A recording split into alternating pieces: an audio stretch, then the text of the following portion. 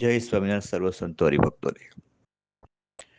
આજે વાત કરવી છે શિક્ષાપત્રીનો 26મો શ્લોક, કે જેને અસંત ભગવાઓ ઢાલ તરીકે પોતાનું જે કાર્ય શાસ્ત્ર વિરુદ્ધ, શિક્ષાપત્રી વિરુદ્ધ, વચનાવૃત વિરુદ્ધ, આચાર્ય વિરુદ્ધ, ધર્મ વિરુદ્ધ કરવું હોય, પણ પોતાને ક્યાંક સંતાડવું હોય, પોતાની જાતને, પોતાના સ્વભાવને, અને પોતાના કામ, ક્રોધ, લોભ ના આવેગોને સંતાડવા માટે આ શ્લોક વાપરે છે.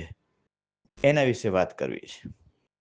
શિક્ષાપત્રીનો 26મો શ્લોક છે કે પોતાનો કે પારકો દ્રોહ થાય એવું સત્ય વચન કદી ન બોલવું. મારે એક મોટા સંત સાથે વાત થતી હતી કોઈ બાબતે. એમાં એમણે કંઈક મેં કહ્યું કે ધર્મ વિરુદ્ધ, કે મહારાજે કીધું, એમણે સ્વામીનો જવાબ હતો કે મહારાજે કીધું છે ને કે પોતાનો કે પારકો દ્રોહ, પાછો સારી સારી મીઠી મીઠી વાણીમાં પોતાનો પારકો દ્રોહ થાય એવું સત્ય વચન.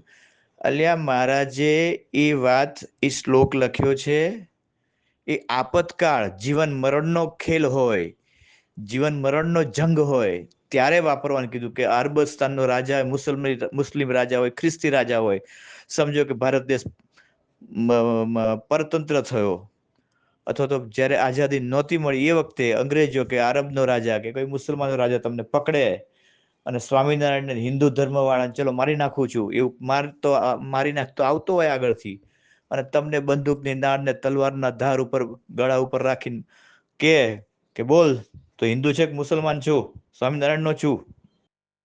એ વખતે પોતાની જાતને બચાવવા માટે કહેવાય કે હા ના હું હિન્દુ નથી, હું સ્વામિનારાયણ નથી. તમારે કેવું હોય તો, જોકે ન કેવું જોઈએ, ભગવાનને તો જાનના મોલે ભગવાનને રાખવા જોઈએ, પણ છતાં મહારાજે અહીંયા એવી છૂટ આપી છે. આવા જ સમયે, આપતકાળ સમયે, કે જીવન મરણનો ખેલ હોય, રાજા આવીને કે ભાઈ દુકાળ પડ્યો હોય, અનાજ ઓછું હોય, લાઈન 2000 માણસોની હોય, અને અનાજ દાનમાં આપતો હોય કોઈ શેઠ કે કોઈ રાજા 25 જણનું હોય, ને એ વખતે એમ કે ભાઈ હિન્દુ વાળાને નથી દેવાનું, મુસલમાન વાળાને, ખ્રિસ્તી વાળાને દેવાનું છે, ખ્રિસ્તી ધર્મ વાળાને દેવાનું છે. એ વખતે તમે કહેવાય કે હા હું હિન્દુ નથી. એટલે કે જન્મ મરણ ક્યાંક દરિયામાં પડી ગયા હોય, કોઈ પ્લેનમાં જતા હોય, પ્લેનમાં ક્રેશ થયું હોય, વિમાન દુર્ઘટના હોય, એમાં 200માંથી 4 જણ બચ્યા હોય, અને એમાંથી એને બચાવ માટે સાધન સામગ્રી 1 કે 2 જણને જ બચાવે એટલા જ સાધનો ઉપલબ્ધ હોય, 4 જણને બચવું હોય, એ વખતે કહેવાય કે ભાઈ, એ વખતે કે ભાઈ આ દેશનો કયા દેશનો છે ભાઈ, ભારત દેશનો છે, કોઈ ઇન્ડિયાનો છે, કે બ્રિટનમાં જહાજ પડ્યું હોય વિમાન, તો એમ કેવું કે ભાઈ અમારે ખ્રિસ્તી વાળાને પહેલા, ખ્રિસ્તી ધર્મ વાળા જે હોય એને જ ઉગારવા છે પહેલા. એ વખતે તમારે કહેવાય કે હા હું ખ્રિસ્તી છું. આ બધા આપતકાળ, જન્મ મરણ, જીવન મરણનો ખેલ હોય, સટાસટી જીવ સટોસટનો જંગ હોય, ત્યારે વાપરવાનું કીધું છે. આ તો આચાર્ય મહારાજથી અલગ છે. અત્યારના ભગવાઓ આચાર્ય મહારાજથી અલગ થાય, હા મારો દ્રોહ થઈ ગયો એટલે અલગ થઈ ગયો. આ તો કોઈ કાલ ઉઠીને કહેશે, કોઈ સ્ત્રી બાજશે સાધુને ગળે, ભગવાને ગળે પડે, એ સ્ત્રીનો દ્રોહ ન થાય ને એટલે મેં લગ્ન કરી લીધા.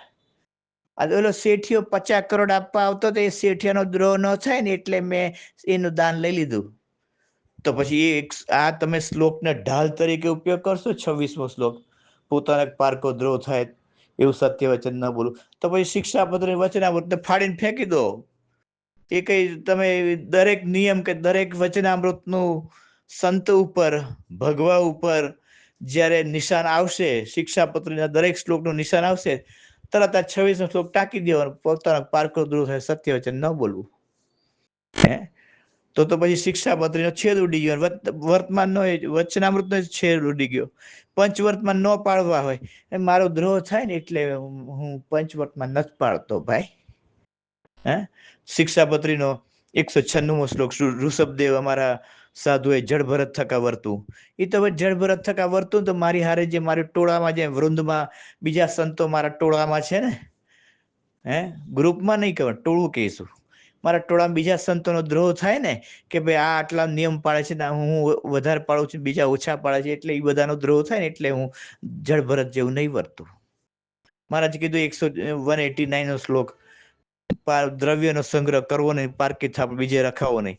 ના, એ તો પછી કોઈ શેઠિયાનો પછી દ્રોહ થઈ ગયા ને, હું પૈસા આપવા આવતા હતા ને એમને ખોટું ન લાગે, એમનો દ્રોહ થાય એટલે મેં પૈસા રાખી લીધા અને પછી થાપણ રાખી મેં.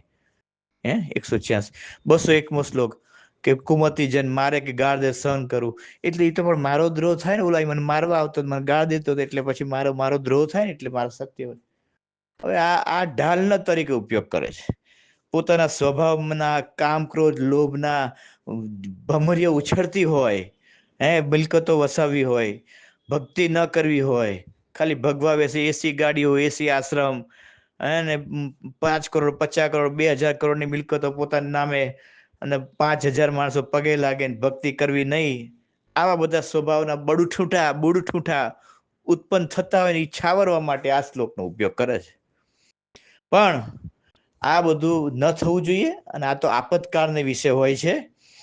આ શ્લોકનો ઉપયોગ ત્યારે તમારો જીવન મરણનો ખેલ જામ્યો હોય ત્યારે તમારી જાતને, જીવને બચાવવા, એને બચાવવા માટે પણ શું કામ, તમારે ભગવત પ્રાપ્તિ કરવામાં તમારો જે કંઈ ખામી રહી હોય એ આ જન્મે પૂરી કરવા માટે જીવનને, આપણા દેહને બચાવવાનો છે. તમને એમ ખબર છે મેં હજી 60% જ ભગવત પ્રાપ્તિ, હજી 40% બાકી છે મારે સાધના ભગવત પ્રાપ્તિ માટેની.